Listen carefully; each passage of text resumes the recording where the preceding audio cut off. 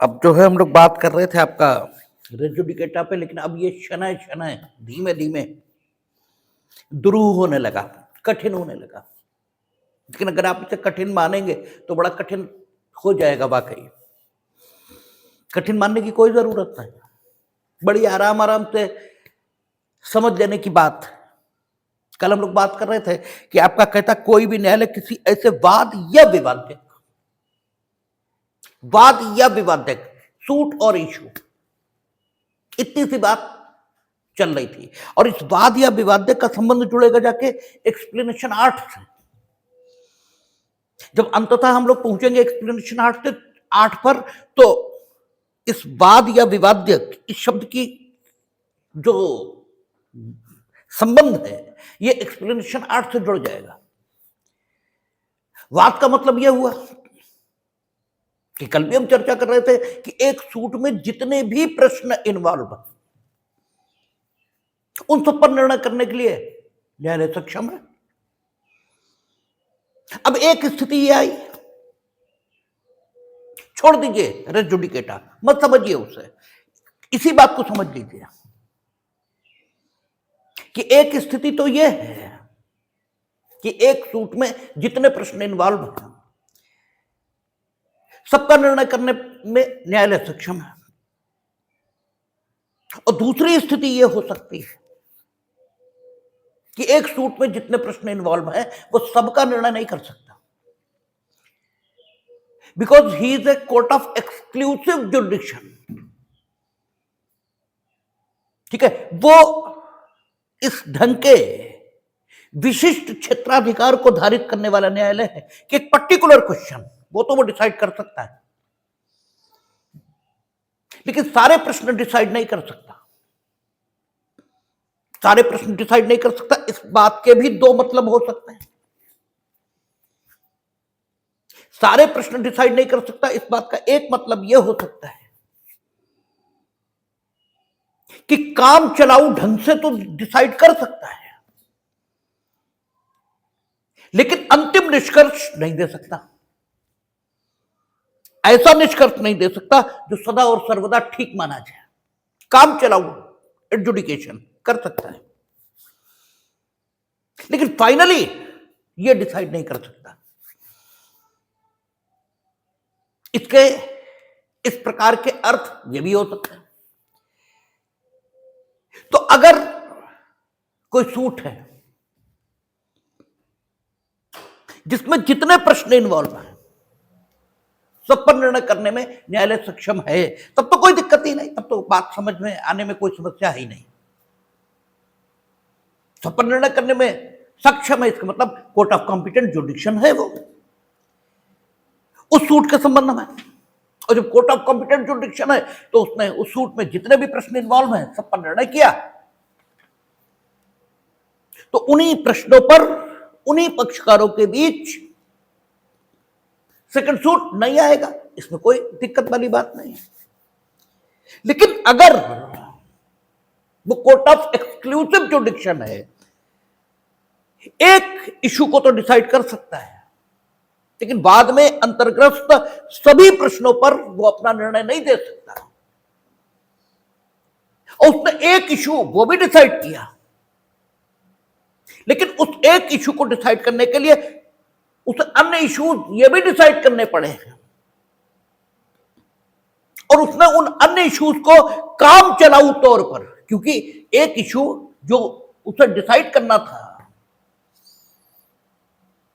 उस इशू को डिसाइड करने के लिए, काम चलाने के लिए, काम चलाऊ तौर पर अन्य इश्यूज को भी डिसाइड किया है, क्योंकि काम चलाना है ना, क्योंकि कोर्ट ऑफ एक्सक्लूसिव जुडिक्शन है। एक इशू पर तो उसका क्षेत्राधिकार है, और जब एक इशू पर क्षेत्राधिकार है तो कम से कम जिस इशू पर हमें क्षेत्राधिकार है वो तो हम डिसाइड करेंगे ही। उसे जो कोर्ट ऑफ एक्सक्लूसिव जुडिक्शन है उसे विधायिका ने एक इशू पर कम से कम क्षेत्राधिकार दिया है, और जब एक इशू पर क्षेत्राधिकार उसे मिला हुआ है तो ये कहा नहीं जा सकता कि उस एक इशू को भी वो डिसाइड नहीं कर सकता। वो तो कर ही सकता है, लेकिन दिक्कत ये है कि उस एक इशू को डिसाइड करने के लिए उसे अन्य इश्यूज भी डिसाइड करने पड़ रहे हैं। उन अन्य इश्यूज को डिसाइड किए बिना वो अपने क्षेत्राधिकार के अंतर्गत आने वाले इस एक इशू को भी डिसाइड नहीं कर पा रहा।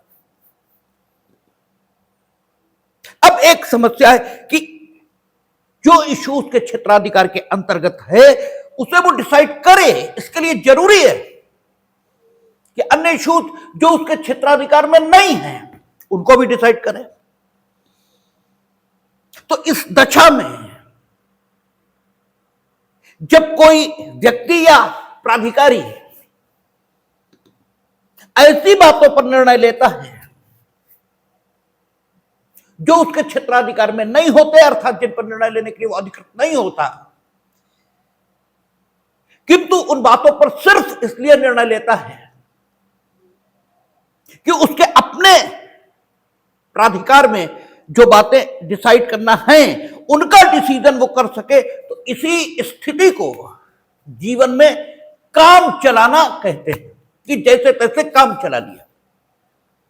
इसका मतलब यह हुआ कि अगर कोर्ट ऑफ एक्सक्लूसिव जुडिक्शन है, अर्थात वो एक इशू को डिसाइड करने में सक्षम है, किंतु उन इश्यूज को डिसाइड करने के लिए जिनको डिसाइड करना है या जिसे डिसाइड करने के लिए वो सक्षम है, किन्हीं अन्य ऐसे इश्यूज पर निर्णय लेना पड़े जिन पर डिसाइड करने के लिए वो सक्षम नहीं है,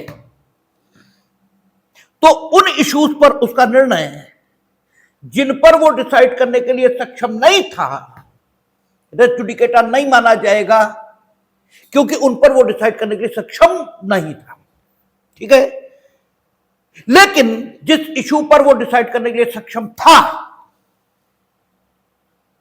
उस इशू पर उसका निर्णय रेस जुडिकेटा न मानने का कोई कारण ये नजर नहीं आता। भाई, जिस इशू पर वो निर्णय लेने के लिए सक्षम था उस पर उसका जो निर्णय है, अगर वही इशू किसी सेकंड सूट में बाई चांस फिर से विवादग्रस्त होता है, तो उस इशू पर जो उस कोर्ट ऑफ एक्सक्लूसिव जुडिक्शन का निर्णय है वो रेस जुडिकेटा की तरह लागू न हो, इसका कोई कारण दिखाई नहीं देता। यानी अगर कोर्ट ऑफ एक्सक्लूसिव जुडिक्शन है जिसने एक इशू पर निर्णय लिया है, सारे इश्यूज पर नहीं, वो एक इशू किसी उत्तरवर्ती वाद में, किसी आगे आने वाले सूट में उन्हीं पक्षकारों के बीच, ठीक है, उसी हक के अधीन मुकदमा करने पर फिर से विवादग्रस्त हो जाता है अन्य इश्यूज के साथ मिलकर, तो अन्य इश्यूज उस न्यायालय के द्वारा डिसाइड किए जाने चाहिए। किंतु ये एक इशू जो पहले डिसाइड हो चुका है कोर्ट ऑफ एक्सक्लूसिव जुडिक्शन के द्वारा, जिसे उस इशू को डिसाइड करने की अधिकारिता भी थी, उसका निर्णय उस इशू पर लागू न हो, इसका कोई कारण नजर नहीं आता। वो तो एक इशू पूर्व में डिसाइड हो चुका है, इसलिए उस इशू पर जो पूर्व का निर्णय है वही रहना चाहिए। उत्तरवर्ती वाद में, नेक्स्ट सूट में शेष इशू जिन पर वो निर्णय लेने के लिए सक्षम नहीं था, ठीक है, किंतु उसने अपने अधिकारिता के अंतर्गत आने वाले इशू को डिसाइड करने के लिए सिर्फ काम चलाऊ तौर पर उस पर निर्णय ले लिया था, ठीक है, उन इश्यूज को तो नेक्स्ट सूट में डिसाइड किया जाना चाहिए। किंतु ये पहले इशू को, यानी जिस पर डिसाइड करने को वो अधिकृत भी था और जिस पर उसने डिसाइड किया भी, उस पर, उस इशू पर उसका निर्णय प्रांग न्याय के तौर पर लागू होना चाहिए और नेक्स्ट सूट में उस इशू को डिस्टर्ब नहीं किया जाना चाहिए, उस इशू पर उसका निर्णय एज सच लागू होना चाहिए। यह एक सामान्य स्थिति दिखाई देती है, ठीक है ना। तो 1976 से पहले ये इशू शब्द वाद, ठीक है, या ठीक है, विवाद्यक, ये या विवाद्यक शब्द नहीं लिखा हुआ था। इसलिए होता क्या था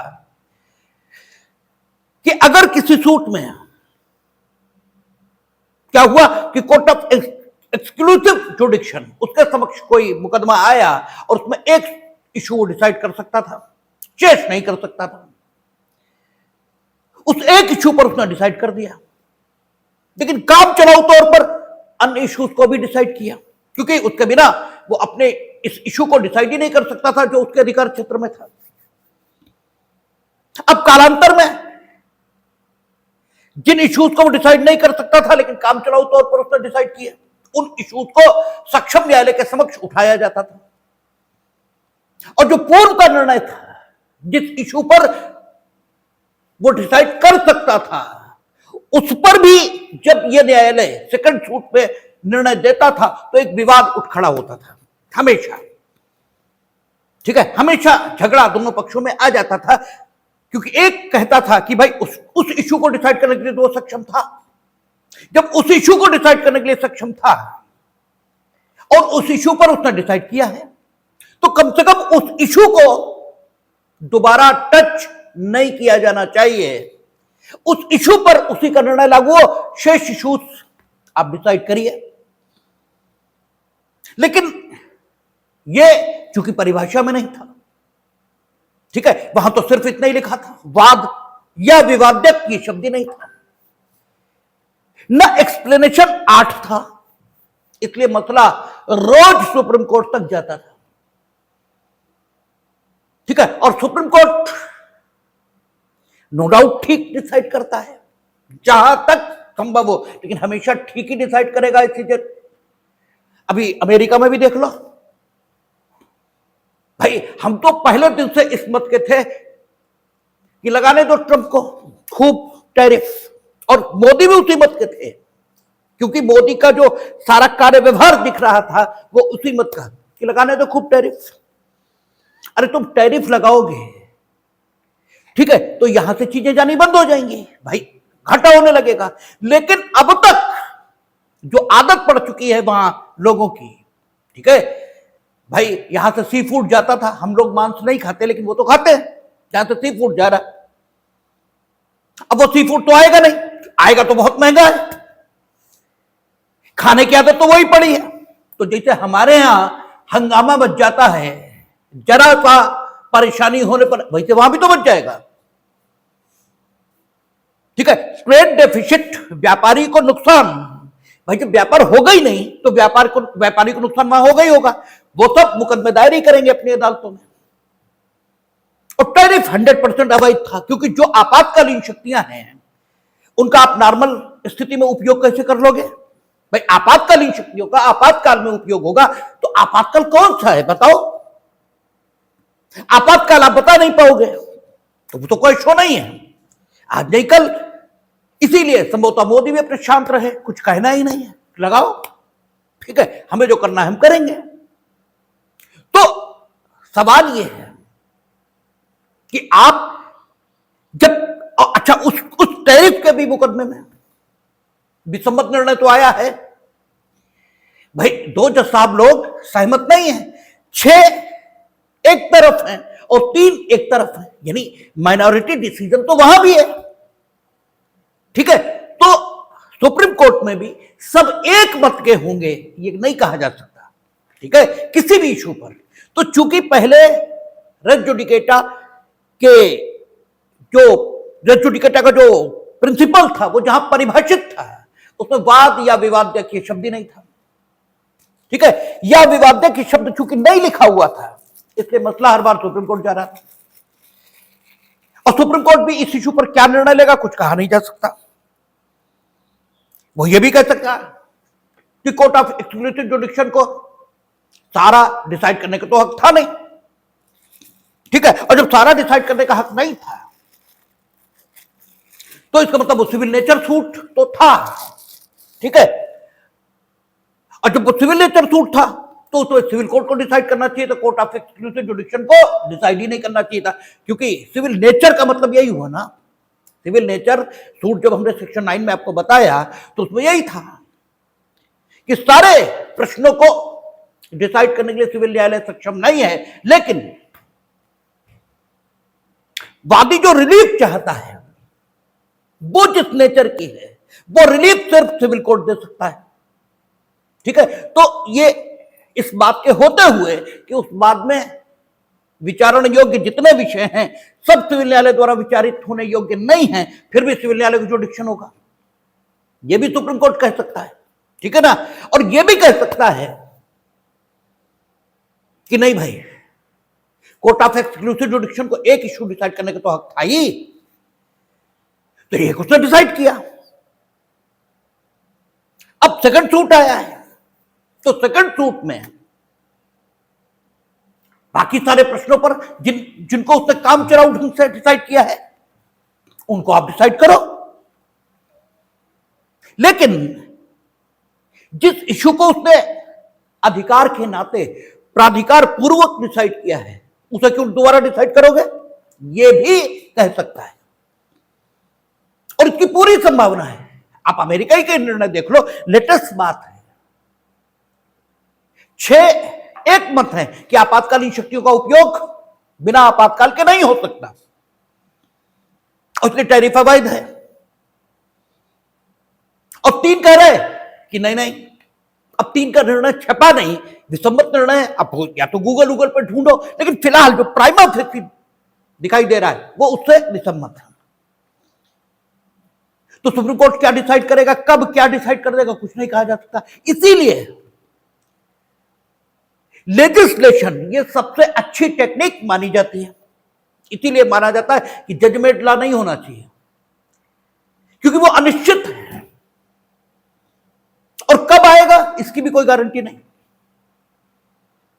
जरूरत अभी है कानून की, तुम डिसाइड करोगे 3 साल बाद, वो भी अगर मुकदमा आ गया, नहीं आया तो पता नहीं कब डिसाइड होगा, और उसका जीवन कितना होगा यह भी नहीं मालूम।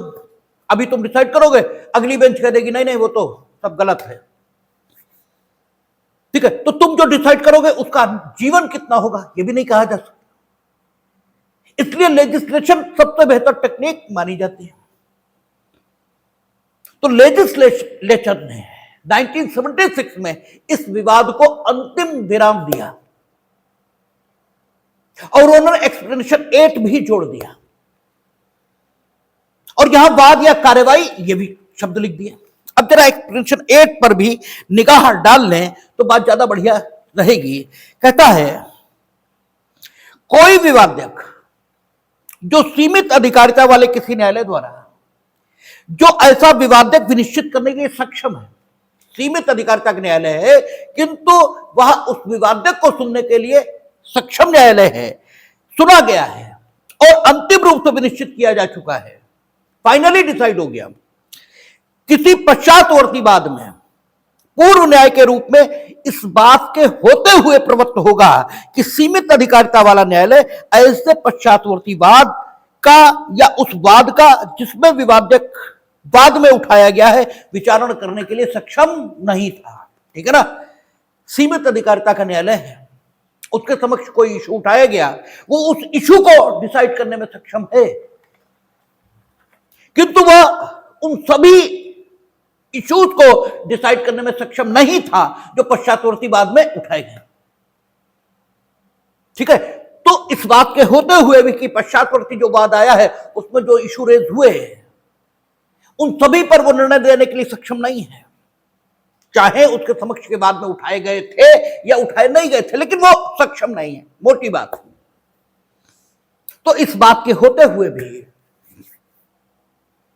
कि वो सारे इश्यूज पर डिसाइड करने के लिए सक्षम नहीं है, जिस इशू पर वो डिसाइड करने के लिए सक्षम था उस इशू का निर्णय इस पश्चातवर्ती वाद में प्रांग न्याय के तौर पर लागू होगा। ये एक्सप्लेनेशन 8 में उसने लिख दिया, और एक्सप्लेनेशन हमेशा किसका है, धारा का।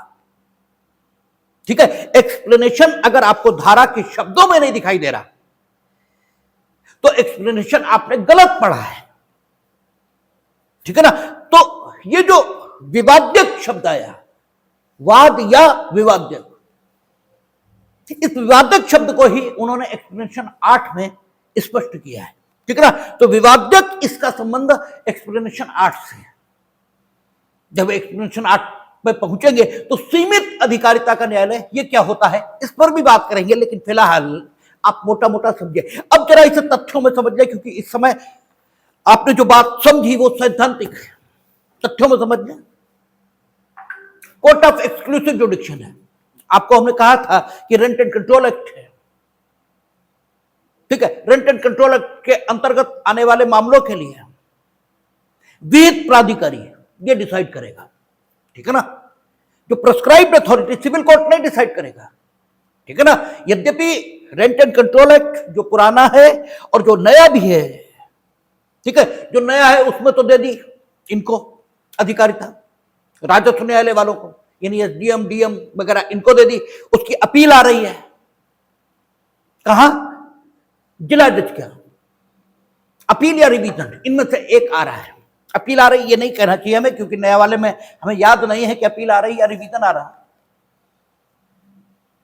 लेकिन इनमें से एक जिला जज के आ रहा। लेकिन पुराना जो रेंट एंड कंट्रोल एक्ट है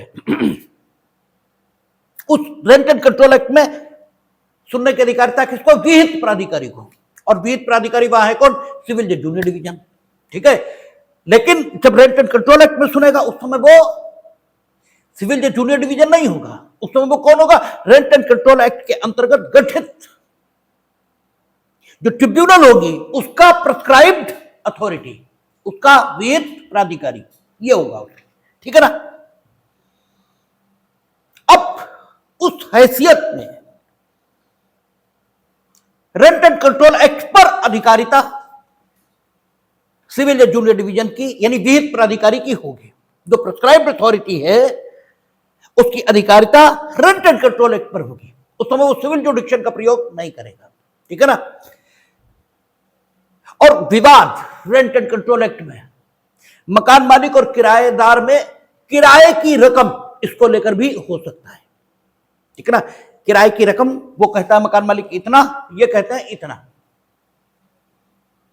ठीक है। विवाद आ गया, किराए की रकम कितनी, तो किराए की रकम सिविल जज जूनियर डिवीजन ने डिसाइड कर दी, ठीक है। सिविल जज जूनियर डिवीजन ने किराए की रकम डिसाइड की। लेकिन इस मुकदमे में जब लिखित कथन फाइल किया गया किसकी ओर से, किराएदार की ओर से, तो सबसे पहली बात यही कही कि मकान मालिक की नहीं है, किराए की रकम की भाड़ चूल्हे में जाए, ये मकान मालिक ही नहीं है। ये कौन होते हैं कहने वाले किराए की रकम कितनी है और इतनी है और उतनी है, जितनी भी है वो विवाद तो हमारा मकान मालिक से होगा, ये कौन है, इनसे कोई मतलब नहीं मेरा। दूसरा बचाव उसने ये लिया, पहला उसने ये ले लिया मकान मालिक ही नहीं ने ये बात उठाने का हक ही नहीं है, ठीक है ना। दूसरा बचाव उसने ये लिया कि किराए की रकम इतनी नहीं है जितनी ये बता रहे, तो दो विवाद आ गए। एक स्वामित्व का विवाद आ गया, ठीक है, और एक किराए की रकम का विवाद आ गया। रेंट एंड कंट्रोल एक्ट के अंतर्गत स्वामी डिसाइड करने की अधिकारिता रेंट एंड कंट्रोल एक्ट के अंतर्गत गठित विहित प्राधिकारी के न्यायालय को, न्यायालय तो नहीं कहना चाहिए, गठित ट्रिब्यूनल को नहीं है, ठीक है ना। स्वामी का प्रश्न वो डिसाइड नहीं कर सकते। रेंट एंड कंट्रोल एक्ट के अंतर्गत जो विहित प्राधिकारी का न्यायालय है वो विहित प्राधिकारी का न्यायालय, न्यायालय नहीं कहना चाहिए, ट्रिब्यूनल कहना चाहिए, लेकिन आदतन निकलता है मुंह से, विहित प्राधिकारी का वो न्यायालय स्वामित्व का प्रश्न डिसाइड नहीं कर सकता, किंतु किराए की रकम का प्रश्न डिसाइड कर सकता है उसमें। अच्छा, अब किराए की रकम अगर वो डिसाइड करे तो करेगा तो मकान मालिक और किराएदार के बीच ही। अगर वो ये मान ले कि मकान मालिक नहीं है तो फिर तो बात ही खत्म हो गई, फिर किराए की रकम उठाने का प्रश्न ही नहीं है, फिर ये कौन होते हैं, ठीक है ना। इसलिए काम चलाऊ ढंग से उसे स्वामित्व के प्रश्न को यानी मकान मालिक के प्रश्न को डिसाइड करना पड़ेगा, ठीक है ना। काम चलाऊ ढंग से मकान मालिक, मकान पर मालिकाना हक इस व्यक्ति का है या नहीं है, जो किराए की रकम के बाबत विवाद उठा रहा है, इसे काम चलाऊ ढंग से डिसाइड करना पड़ेगा। लेकिन किराए की रकम के संबंध में उसका निर्णय अधिकृत है, क्योंकि उसकी अथॉरिटी उसे रेंट एंड कंट्रोल एक्ट में है। इसलिए अब आगे डिसाइड हो गया कि नहीं भाई, किराएदार गलत कहता है, ये जो बता रहे हैं ये सही है, किराए की रकम इतनी ही है, और बात खत्म हो गई। बात खत्म हो गई। उसके बाद स्वामित्व के सवाल को लेकर एक मुकदमा सिविल कोर्ट के समक्ष उसी मामले में आ गया, स्वामित्व के सवाल को लेकर। ठीक है, कि हम टाइटल होल्डर हैं, और उस मुकदमे में फिर यह प्रश्न विवादित हुआ है। फिर यह प्रश्न विवादित हो गया कि मकान का किराया कितना है। ठीक है, मकान का किराया कितना है। उन्हीं पक्षकारों के बीच, इसी किराएदार और इसी मकान मालिक के बीच स्वामित्व के प्रश्न को लेकर फिर से विवाद शुरू हुआ है, और अब सिविल कोर्ट में मामला आया। और मालिक का कहना है कि किराया अंतःकालीन लाभ के रूप में हमें दिलाया जाए। ठीक है ना, संपत्ति के अंतःकालीन लाभ के रूप में किराया हमें दिलाया जाए। तो जो संपत्ति के अंतःकालीन लाभ के रूप में किराया दिलाया जाए, ये मांग होगी तो किराया कितना, फिर सवाल उठेगा। ठीक है भाई, फिर से सवाल उठेगा किराया कितना। तो किराया कितना ये पहले ही कोर्ट ऑफ एक्सक्लूसिव जुडिक्शन द्वारा निर्धारित किया जा चुका है। ठीक है, वो तो पहले ही डिसाइड हो चुका पूर्ववर्ती बाद में, और उसे डिसाइड करने की पूरी अधिकारिता उस समय गठित न्यायालय को थी। और जब उसे गठित करने की पूरी अधिकारिता उस न्यायालय को थी, तो उस इशू पर दिया गया निर्णय, पर्टिकुलर इशू पर, पूरे बाद में जो निर्णय आया वो नहीं, लेकिन उस इशू पर जो निर्णय आया वो इस पश्चातवर्ती बाद में, इस बात के होते हुए कि इस पश्चातवर्ती बाद में जितने प्रश्न उठाए गए हैं स्वामित्ववादी के, इनको विचारण करने की और इनको डिसाइड करने की अधिकारिता उस कोर्ट ऑफ लिमिटेड जुडिक्शन में, उस सीमित अधिकारिता के न्यायालय में नहीं है। ठीक है, इसलिए इन इश्यूज पर उसका जो निर्णय है वो तो प्रांग न्याय के रूप में लागू नहीं होगा, लेकिन वो इशू जो उसे डिसाइड करने का उसे अधिकार था, वो प्रांग न्याय के रूप में इस सेकंड सूट में लागू होगा, और किराया फिर से डिसाइड नहीं होगा। किराए के संबंध में उसी की बात मानी जाएगी जो कुछ पहले डिसाइड हो चुका। अच्छा, अब आप कहेंगे, आखिर अब विषय से हटकर हम बात कर रहे हैं कि रेंट एंड कंट्रोल एक्ट में आखिर स्वामित्व के प्रश्न को डिसाइड करने की अधिकारिता अधिकृत तौर पर सिविल जज जूनियर डिवीजन को क्यों नहीं दी गई, या विहित प्राधिकारी के न्यायालय को क्यों नहीं दी गई? इसलिए कि वहां रेंट एंड कंट्रोल एक्ट में मकान मालिक की डेफिनेशन के अंतर्गत सिर्फ स्वामी नहीं है, वहां मकान मालिक की डेफिनेशन अलग है। वहां मकान मालिक उसे माना है। ठीक है, वहां मकान मालिक हर उस व्यक्ति को माना गया है जो कि किराएदार को मकान देता है किराए पे। एक्चुअली वास्तव में जो किराएदार को किराए पर मकान देता है उसे मकान मालिक वहां माना है, और जो वास्तव में किराएदार को किराए पर मकान देता है वो मैनेजर भी हो सकता है। ठीक है, वो ऐसा व्यक्ति भी हो सकता है जिसे लाइसेंसी ने परमिट, जो वो लाइसेंसी भी हो सकता है जो स्वामी से परमिटेड हो कि हमारा उठा देना तुम, वो एक्चुअल स्वामी होगा, ये जरूरी नहीं है। ठीक है, इसलिए वहां जब रेंट एंड कंट्रोल एक्ट में डिसाइड होगा तो सिर्फ इतना ही देखा जाएगा कि क्या इसने किराए पर उठाया था मकान किराएदार को, और अगर इसने उठाया था तो 117 एविडेंस एक्ट, एक बार अगर यह दर्शित किया गया है कि किन्हीं के बीच मकान मालिक और अभिधारी का संबंध है, 117, 116 या 115, इन तीन में से एक है सेक्शन पुराने एविडेंस एक्ट का, तो टेनेंट को यह कभी नहीं कहने दिया जाएगा, यानी अभिधारी को यह कभी नहीं कहने दिया जाएगा कि वो व्यक्ति जिसने उसे मकान किराए पर दिया था वो प्रश्नगत संपत्ति का स्वामी नहीं है, ठीक है ना, उसे कभी नहीं करने दिया जाएगा। उस समय तो तुमने मकान मालिक मान लिया था, आज नहीं मान रहे हो। वो मकान मालिक है या नहीं एक्चुअली इससे कोई मतलब नहीं। मकान मालिक स्वयं भी किराए पर देता है और मकान मालिक के अलावा भी मकान मालिक की ओर से लोग किराए पर देते हैं। इसलिए कोर्ट ऑफ एक्सक्लूसिव जुडिक्शन को किराए का प्रश्न डिसाइड करने का हक है, किंतु स्वामित्व का प्रश्न डिसाइड करने का हक नहीं है। ये हमने विषय से हटकर आपको बता दिया ताकि आपको समझ में आए कि आखिर कोर्ट ऑफ लिमिटेड जुडिक्शन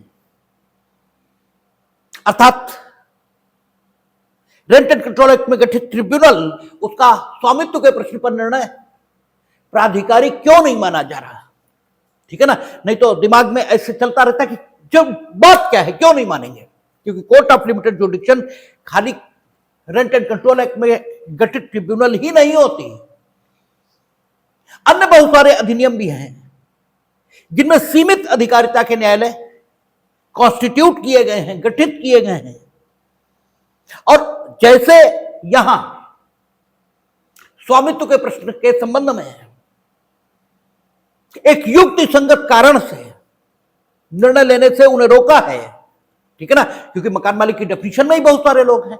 ऐसे ही हर कोर्ट ऑफ लिमिटेड जुडिक्शन को गठित करने वाले न्यायालय उनके डेफिनेशन क्लास में ऐसी स्थितियां रहती हैं जिनके कारण से अन्य इश्यूज पर उनका निर्णय अधिकृत नहीं माना जा सकता, किंतु एक इश्यू पर उनका निर्णय अधिकृत माना जा सकता है।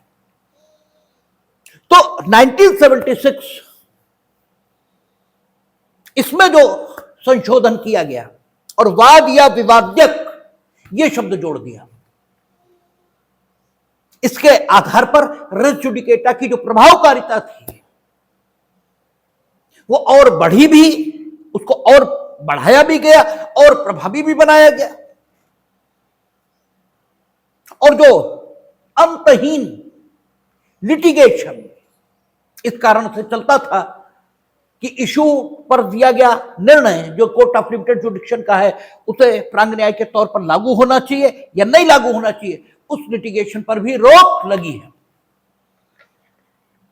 और ओवरऑल देखें तो रेस जुडिकेटा का जो पर्पज है उसमें से दूसरा है कि राज्य के ये हित में है कि लिटिगेशन का अंत, मल्टीप्लिसिटी ऑफ द सूट ये निवारित हो। तो बिना इशू शब्द को जोड़े और बिना एक्सप्लेनेशन एड को जोड़े रेस जुडिकेटा का जो उद्देश्य था वो प्रभावी ढंग से हासिल नहीं हो रहा था, इसलिए यहां पर शब्द लाए वाद या विवाद्यक, ठीक है। कहता है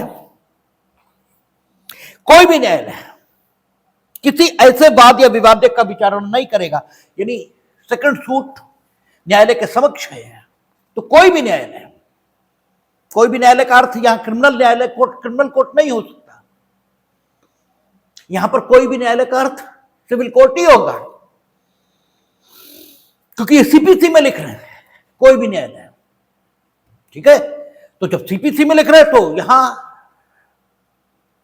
इस बात का तात्पर्य ऐसे ही लिया जाएगा कि कोई भी ऐसा न्यायालय जो सिविल जुडिक्शन का प्रयोग कर रहा है, ठीक है। तो कहता कोई भी न्यायालय किसी ऐसे वाद को, ठीक है, यहां से बात शुरू हो रही और लास्ट में खत्म होगी, तो लास्ट में कहेगा कि कोई भी ऐसा न्यायालय इन विशेषताओं के अंतर्गत आने वाले वाद को ग्रहण नहीं करेगा सुनवाई के लिए, ठीक है ना।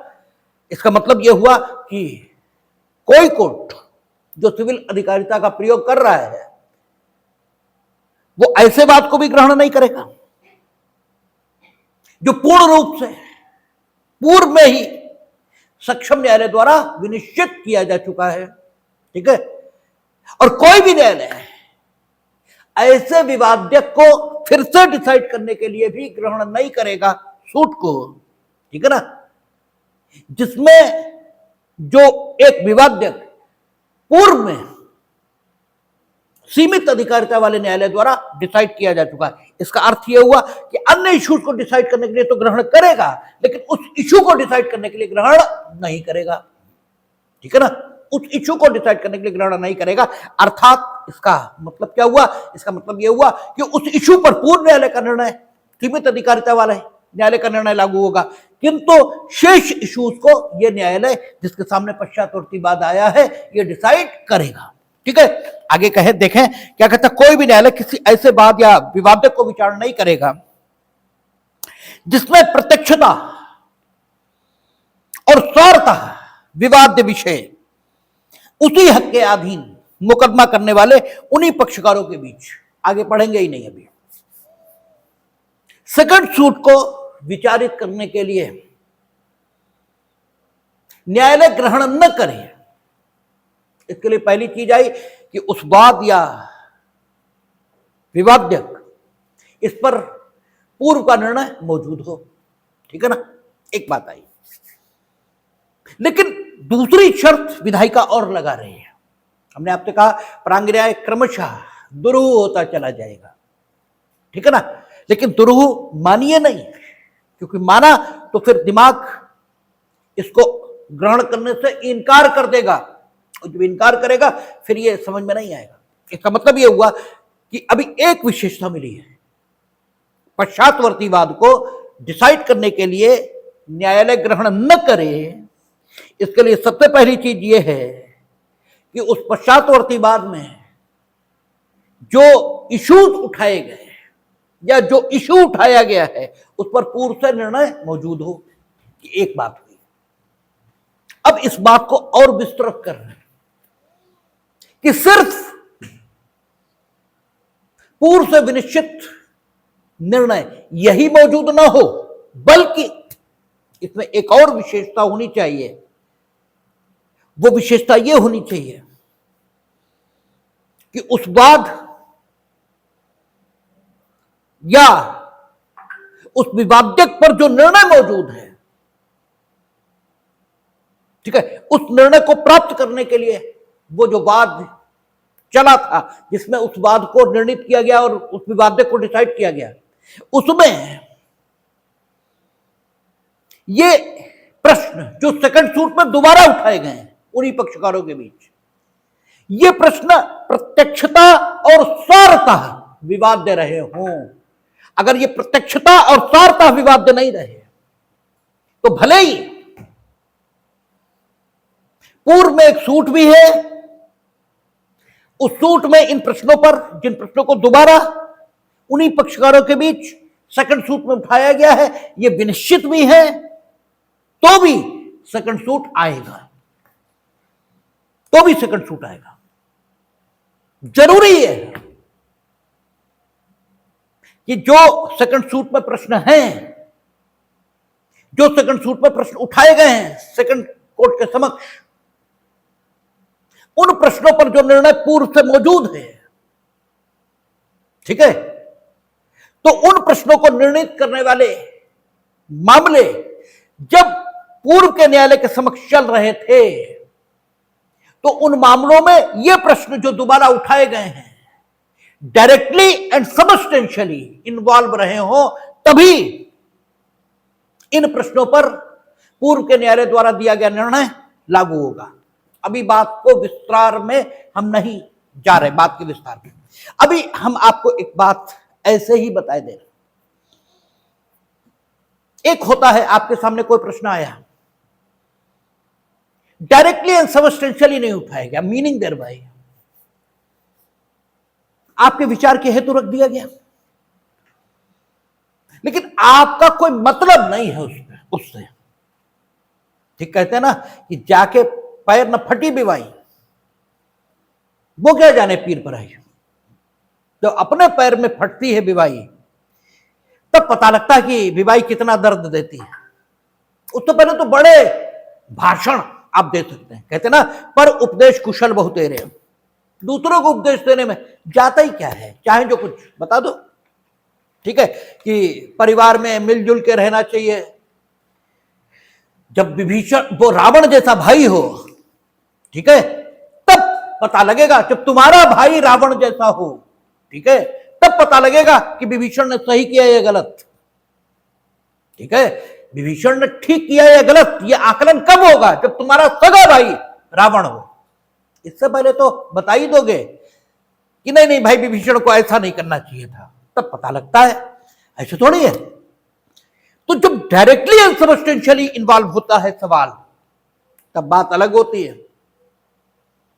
तब आपके विचार करने का ढंग बदल जाता है, तब आप बहुत सतर्क होते हैं और बिल्कुल ठीक से सोच रहे होते हैं।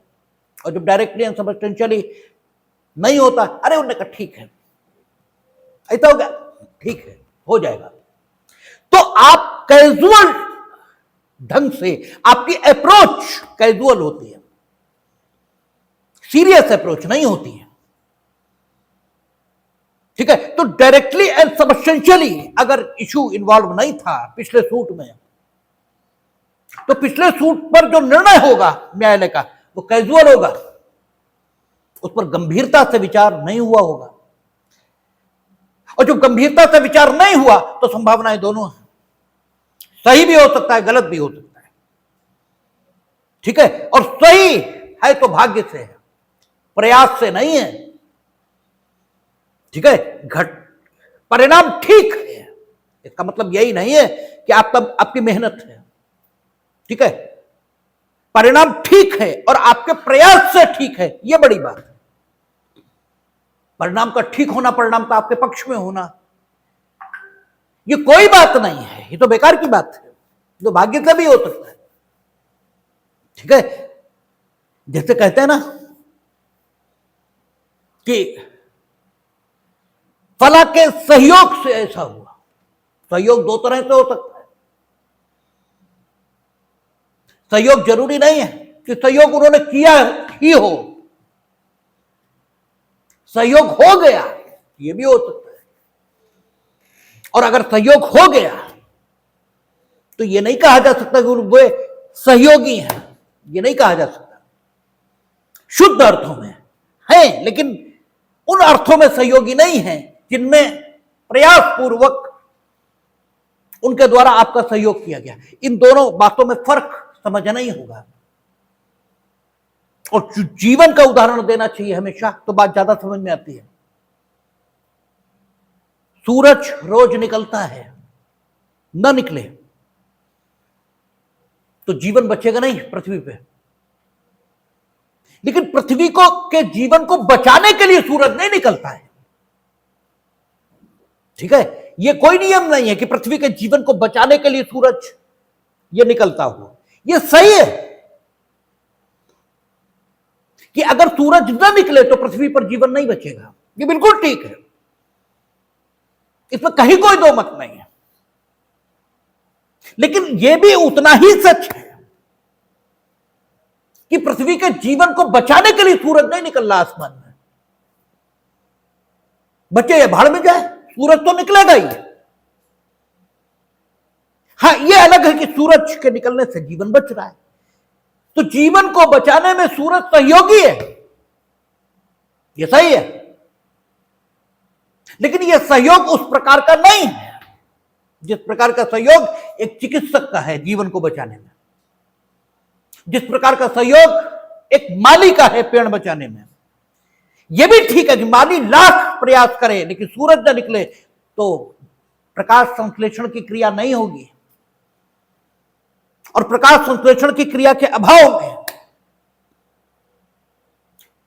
पेड़ का जीवन नहीं बच सकता, ये बिल्कुल ठीक है।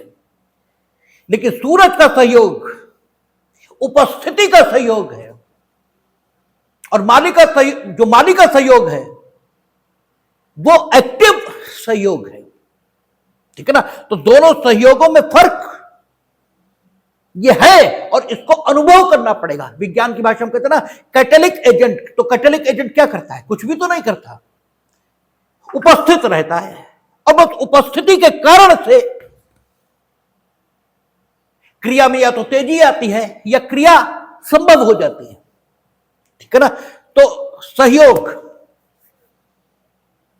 ये अलग अलग ढंग का भी है, तो चीजों को बिल्कुल ठीक तरीके से समझ लेना चाहिए।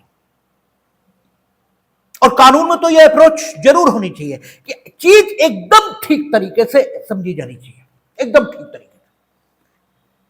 तो अगर directly and substantially matter involve नहीं था, तो कोर्ट की अप्रोच कैजुअल रही होगी, ठीक है, उस इशू को डिसाइड करने में। और जब कैजुअल रही होगी तो संभावना इसकी भी है कि गलत हो और इसकी भी है कि सही हो। लेकिन अगर सही है तो कोर्ट के प्रयास का परिणाम नहीं है, यह यूं कहे कि कोर्ट के उस ढंग के प्रयास का परिणाम नहीं है जिस ढंग के प्रयास का परिणाम तब होता है जबकि matter directly and substantially involve होता है। तब जो प्रयास होता है कोर्ट का वो बड़ा सचेतन, बड़ा कॉन्शियस और बड़ा गंभीरता पूर्वक किया गया प्रयास होता है। अदरवाइज प्रयास उतना नहीं होता। आपको असल में ये रेस जुडिकेटा दुरूह होता जाता है इसलिए क्योंकि जस्टिफिकेशन नहीं समझ में आते कि क्यों कह रहे हैं ऐसा, कि द लिटिगेशन, ठीक है, which is presented before second time before the court of competent जुडिक्शन, ठीक है, वो डिसाइड नहीं करेगा। लेकिन ये सारी चीजें होनी चाहिए तब डिसाइड नहीं करेगा, और अगर इनमें से एक की भी कमी है तो डिसाइड करेगा, सेकंड सूट चलेगा। तो ये सारी चीजें क्यों हैं, ये बात समझ में नहीं आती। और तब लगता है कि यार पहले का भी डिसीजन है और कह रहे हैं कि उसमें डायरेक्टली और सबस्टेंशियली चूंकि इन्वॉल्व नहीं था ये क्वेश्चन, इतना सेकंड सूट चलेगा। अरे भाई डिसीजन तो है कोर्ट का, नहीं डायरेक्टली और सबस्टेंशियली इन्वॉल्व था तो क्या है, डिसाइड तो कोर्ट नहीं किया। पहला सवाल उठता है। और दूसरा सवाल उठता है कि आखिर डायरेक्टली एंड सबस्टेंशियली होता क्या है, दूसरा सवाल ये उठता है, ठीक है। लेकिन पहला यही उठता है कि आखिर है तो कोर्ट का ही डिसीजन। तो पहले का उत्तर हम दे रहे हैं, अभी डायरेक्टली एंड सबस्टेंशियली क्या है इसका उत्तर नहीं दे रहे हैं, हम पहले का उत्तर दे रहे हैं कि आखिर वो भी कोर्ट का डिसीजन होते हुए भी लागू क्यों नहीं होगा। तो इसीलिए लागू नहीं होगा क्योंकि दैट वाज नॉट, ठीक है, litigated before that court directly and substantially. और डायरेक्टली एंड सबस्टेंशियली जब चीज विवादग्रस्त नहीं होती तो उस पर आपका निर्णय बड़ा आकस्मिक होता है, बड़ा कैजुअल होता है। वो अगर सही भी है तो भाग्यवश है और गलत होने की संभावना बहुत ज्यादा रहेगी। और सिविल लिटिगेशन व्यक्तियों के अधिकारों से जुड़ा मामला है, और अधिकार भी कौन से, संपत्ति संबंधी और पद संबंधी और प्रतिष्ठा संबंधी, जीवन। इसके बाद अगर कुछ महत्वपूर्ण है तो पद, प्रतिष्ठा और पैसा। और कई लोगों के लिए तो जीवन से ज्यादा महत्वपूर्ण पद, प्रतिष्ठा और पैसा है, ठीक है। कहा जाता है कि अगर भीख ही मांगनी तो इससे अच्छा तो मर जाएं, ज्यादा बेहतर है, ठीक है। तो जो कुछ यहां लिटिगेटेड है वो व्यक्ति के लिए बहुत इंपॉर्टेंट है और वो उसको कॉन्स्टिट्यूट करता है जिसके कारण से संपूर्ण विधि और व्यवस्था जन्मी। भाई हाफ्स हो, लॉक हो, रूसो हो, कोई हो जो राज्य की कल्पना करता है वो तो इसीलिए करता है। और अगर हम लोगों के सांपत्तिक, पद संबंधी और प्रतिष्ठा संबंधी जो अधिकार हैं उन्हें बहुत हल्के में लेंगे, अर्थात वे किसी ऐसे लिटिगेशन में डिसाइड हो गए जिनमें डायरेक्टली और सबस्टेंशियली वो इन्वॉल्व ही नहीं थे और हम दोबारा उसे न्यायालय के समक्ष ले जाने की अनुमति भी नहीं देंगे, तो लोगों के अधिकारों पर आकस्मिक या कैजुअल अप्रोच के साथ दिए गए निर्णय प्रभावी हो सकते हैं। और ऐसी दशा में जो असंतोष पैदा होगा वो समाज की शांति और व्यवस्था को रहने नहीं देगा, ठीक है ना। इसलिए यहां उन्होंने कहा कि the matter which is raised before the second time, ठीक है, before the court at the second time, that must be, ठीक है, डायरेक्टली एंड सबस्टेंशियली इन्वॉल्व होना चाहिए फर्स्ट सूट में। अगर डायरेक्टली एंड सबस्टेंशियली इन्वॉल्व नहीं है तो उसका निर्णय, उसका मामला, ठीक है, उसको हम सेकंड सूट में उठाने की अनुमति ना दे, ये बात नहीं होगी। अब बात करेंगे कि आखिर डायरेक्टली एंड सबस्टेंशियली होता क्या है। तो डायरेक्टली एंड सबस्टेंशियली को मारो गोली, वो तो बाद में समझ लेंगे। पहले ये समझ लें कि इंसिडेंटली एंड, ठीक है, कैजुअली, क्योंकि इसका जस्ट अपोजिट है वो। जो डायरेक्टली एंड सबस्टेंशियली यानी प्रत्यक्षता और सारता जो कहा जाता है, ठीक है, वो आनुषंगिक रूप से या आकस्मिक रूप से जो विवाद है इसका जस्ट अपोजिट है, ठीक है ना। तो चीजें आनुषंगिक तौर पर या आकस्मिक तौर पर न्यायालय के समक्ष विचाराधीन थी, ये कब कहा जाता है? जब न्यायालय के समक्ष जो इशू है, ठीक है, जो इशू है उसे न्यायालय डिसाइड कर रहा था और बाई चांस कुछ और इशू भी न्यायालय के समक्ष आ गया और न्यायालय ने उसको भी डिसाइड कर दिया, तो यह कहा जाता है कि न्यायालय ने आनुषंगिक तौर पर उस पर निर्णय दिया है। आनुषंगिक तौर पर या आकस्मिक तौर पर उसे डिसाइड कर दिया। वो था नहीं, उनके सिलेबस में नहीं था वो, ठीक है। न्यायालय का जो डिसाइड करने का सिलेबस था, उस सिलेबस में वो शामिल नहीं था, आउट ऑफ सिलेबस था, लेकिन बस आ गया सामने। तो जो कुछ सिलेबस में था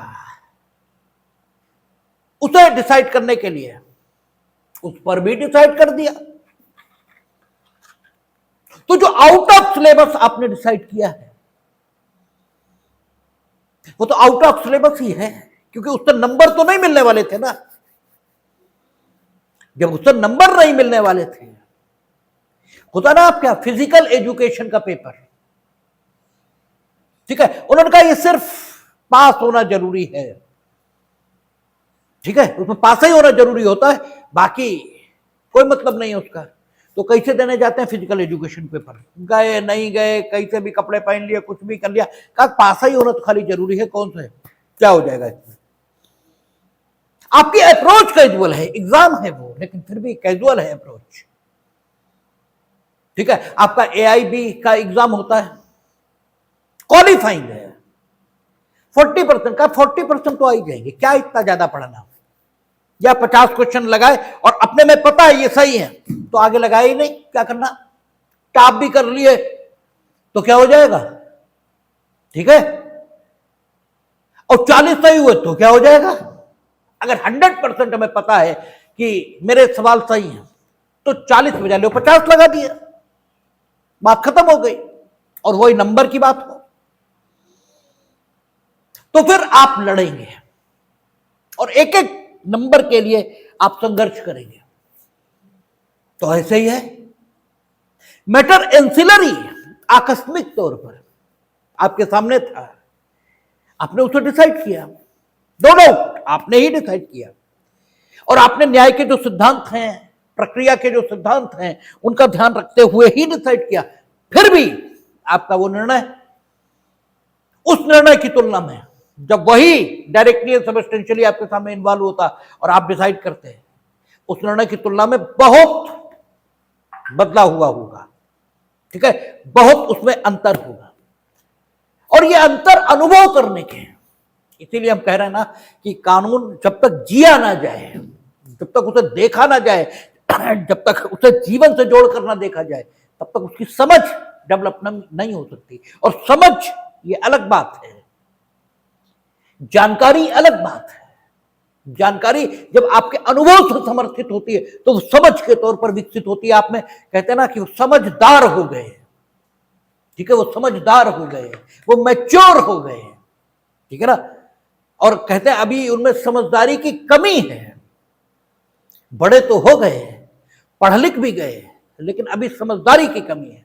इसका मतलब अभी वो जो जानकारी है उसे अनुभव से गुजारा नहीं गया है, और जब अनुभव से गुजरेगी तब जो समझ विकसित होगी वो आपकी अपनी होगी, और फिर सारी चीजें ठीक दिखाई देती। तो कानून जब वहां कचहरी में देखा जाता है तो वो समझ विकसित होती है, या जब अपने जीवन से आप गुजारते हैं तब समझ विकसित होती है। जो चीज मेरे सामने डायरेक्टली सब्सटेंशियली इन्वॉल्व है, जिस पर हमें डिसाइड करना है, उस पर हम कैसे निर्णय करते हैं, और जो एंसिलरी आकस्मिक बस मेरे निर्णय के लिए आ गई है, उस पर हम निर्णय कैसे करते हैं, तब ये फर्क समझ में आता है कि यहां शर्त क्यों लगाई उन्होंने कि पश्चातवर्तीवाद में जो इश्यूज उठाए गए हैं वे इश्यूज नो डाउट वही हैं जो पूर्ववर्तीवाद में उठाए गए थे और उन पर निर्णय भी मौजूद है, लेकिन अगर ये इश्यूज उस वाद में डायरेक्टली एंड सब्सटेंशियली इन्वॉल्व नहीं थे तो फिर उस वाद में दिया गया निर्णय यहां लागू नहीं होगा। इसे कहने का अर्थ क्या है, इस बात का अर्थ क्या है, इस बात का मतलब क्या है, इस बात का महत्व क्या है, ये तभी ध्यान में आता है।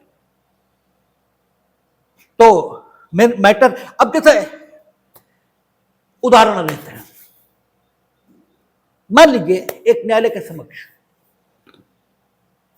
यह विवाद है, एक व्यक्ति कहता है कि हम साहब मकान मालिक हैं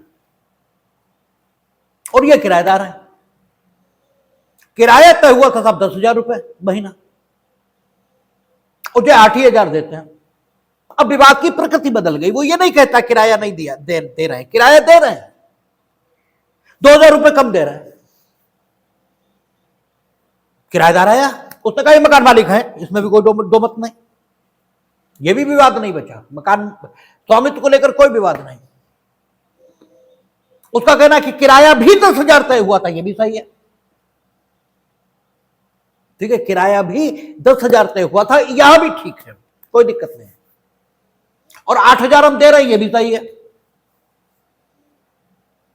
ठीक है, ये भी ठीक है, क्या 8,000 हम दे रहे हैं, लेकिन 8,000 हम इसलिए दे रहे हैं कि इनने कहा था कि 5 कमरे का मकान है, आंगन है, ये उसमें फैसिलिटीज है, हुआ कुछ है ही नहीं, 5 कमरे जरूर हैं,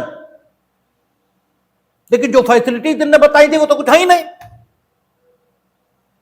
जब फैसिलिटीज नहीं तो काहे हम इन्हें दें 10,000 रुपए, इसलिए हम दे रहे हैं 8,000। अब विवाद की प्रकृति ही बदल गई, किराए के बारे में विवाद नहीं है लेकिन फिर भी है, भाई किराए के बारे में विवाद नहीं है लेकिन फिर भी है, वो कहता 10,000 था, सही है, 8,000 दे रहे वो भी सही है, लेकिन इन्होंने तो कहा था कि 5 कमरे 100 गज आगे आंगन भी है, आंगन तो है ही नहीं उसमें, कायदे हम 10,000 रुपए, हम 8,000 दे रहे हैं, सही है, और नहीं देंगे तो 2,000 बनता ही नहीं इनका। अब न्यायालय को यह डिसाइड करना है कि क्या जो फैसिलिटीज बताई गई थी वो है मकान में, ठीक है ना, और 2,000 रुपए ये किराया कम दे रहे हैं, वो तो डिसाइड करने की बात ही नहीं, 2,000 तो कम दे ही रहा है, ठीक है, मकान में फैसिलिटीज क्या वो हैं जो बताई गई थी। न्यायालय ने पाया क्या रहे तो कतई झूठा है, उनने तो खाली, बेचारे ने, भला आदमी था मकान मालिक, उसने तो 4 फैसिलिटी बताई थी, इसमें तो 40 हैं, कायदे में तो इस मकान का किराया होना चाहिए 20,000,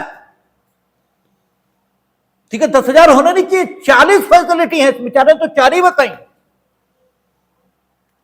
अब न्यायालय उसने ये कहा कि 40 होनी चाहिए, ठीक है। अगला मामला जो आया वो फैसिलिटीज की संख्या को लेकर आया, ठीक है, फैसिलिटीज की संख्या को लेकर आया, इस मकान में कितनी फैसिलिटीज हैं, ठीक है। अगला जो मामला आया, क्या आया, इस मकान में कितनी फैसिलिटीज है, या इस मकान में कोई आंगन है या नहीं है। इस वाले मामले में उस न्यायालय ने पाया कि अरे ये साला चूतिया बनाता कतई, ये कह रहा है कि 100 गज का आंगन, इन्होंने कहा था 100 गज का, 5 कमरे और 100 गज का आंगन बताया था, 5 कमरे तो है, 100 गज का आंगन नहीं, जबकि हुआ तो 500 गज का आंगन है, ठीक है। न्यायालय ने ये डिसाइड किया, और न्यायालय ने कहा भाई 500 गज का आंगन लिए घूम रहा और बता रहा कि ये नहीं 10,000 रुपए देगा तू, ठीक है, न्यायालय ने डिसाइड कर दिया। तो न्यायालय ने फैसिलिटीज या आंगन के संबंध में जो डिसाइड किया है, ये आकस्मिक तौर पर डिसाइड किया। ठीक है, प्रश्न केवल उतना ही था, केवल इतना ही था कि जो फैसिलिटीज बताई गई क्या वो थी? ठीक है, क्या वो थी? अब होगा ये पहले वाले मुकदमे को डिसाइड करते समय कि न्यायालय ये देखेगा कि 5 तो है, 5 तो है, जितनी बताई थी उतनी है, और 5 के ऊपर कितनी है, 100 है, 200 है, 40 है, 35 है, इसकी गणना जब वो करेगा तो बहुत कॉन्शियस नहीं रहेगा। 5 तक कॉन्शियस रहेगा कि 5 है या नहीं है, यहां तक तो कॉन्शियस रहेगा। इसके बाद कहेगा अरे यार 5 तो है ही, अब 40 है, 50 है, कौन गिने, चलो ठीक, यहां तक कॉन्शियस होगा, उसके बाद कॉन्शियस नहीं होगा। ठीक है, और जब फैसिलिटीज या इस मकान के साथ कितना आंगन है, यही प्रश्न उठेगा। अब एक एक गिनी जाएगी कि है या नहीं है। ठीक है ना, अब न्यायालय ज्यादा कॉन्शियस होगा। इसलिए यह मैटर नो डाउट पूर्ववर्ती बाद में आकस्मिक तौर पर आउट ऑफ सिलेबस न्यायालय के समक्ष डिसाइड करने के लिए आ गया था, लेकिन न्यायालय के निर्णय के लिए फैसिलिटीज की संख्या, इनकी गिनती करना या वो जमीन जो आंगन के तौर पर उससे जुड़ी हुई है उस पर निर्णय लेना, ये जरूरी नहीं था, ये जरूरी नहीं था। ठीक है ना, न्यायालय का निर्णय वहीं आ सकता था, सिर्फ 5 वो गिन लेता, कहता बस बात खत्म, 5 है। उसने जो 40 कहा, उसका 40 कहना ये निर्णय के लिए जरूरी नहीं था, 5 कहना ये निर्णय के लिए जरूरी था, लेकिन उसने 40 कहा। तो 40 का कहना आकस्मिक है, आनुषंगिक है। इसलिए सेकंड सूट जब आएगा तो ये कहा जाएगा कि that matter was not directly and substantially involve in the previous suit, that is why that decision can't be enforced, can't be enforced as a res judicata in the second suit, और second suit चलेगा। ठीक है ना, तो अभी तो हमने ancillary बताया, कल हम लोग बात करेंगे डायरेक्टली एंड सबस्टेंशियली क्या होता है और उसके आगे की बात देखेंगे।